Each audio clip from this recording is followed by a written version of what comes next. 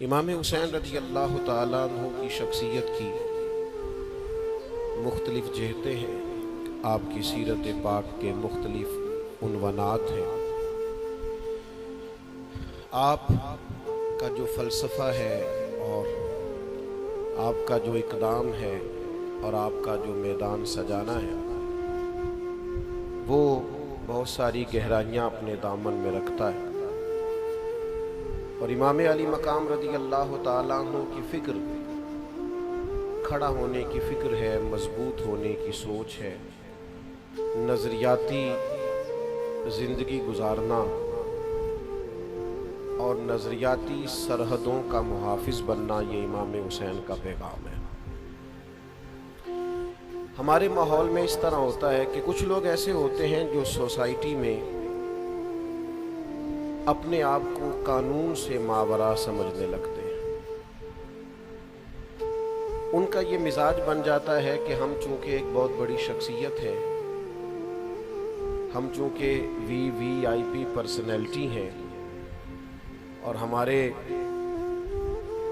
ڈھیروں اور ہزاروں اور لاکھوں میں جاننے پہچاننے اور محبت کرنے والے ہیں، لہٰذا شاید ہمیں کسی قانون اور کسی زاویے کا پابند نہیں ہونا چاہیے۔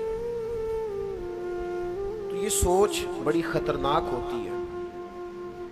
معاشرے میں ایک آدمی بھی جرم کر کے جب بچ جاتا ہے یا اپنے آپ کو بچانے میں کامیاب ہو جاتا ہے، اس کا اثر پوری سوسائٹی پہ پڑتا ہے، اس کے نتائج بڑے خوفناک نکلتے ہیں۔ ایک چور کے بچ جانے سے پورا شہر غیر محفوظ ہو جاتا ہے۔ آپ نے ایک قاتل کو کھلی چھٹی دے دی، اس کا مطلب یہ ہے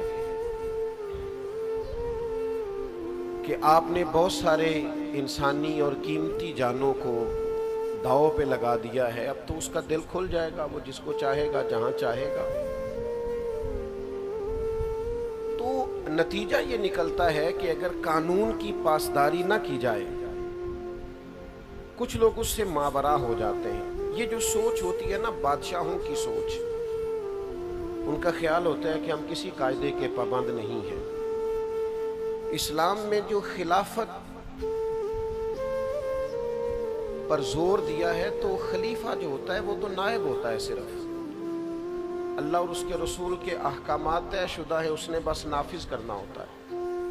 اس لیے مسلمانوں کے ہاں بادشاہ نہیں ہوتے، مسلمانوں کے ہاں امیر ہوتے ہیں، خلیفہ ہوتے ہیں، جو صرف اس نظام کو نافذ کرتے ہیں۔ امام علی مقام سیدنا امام حسین رضی اللہ تعالیٰ عنہ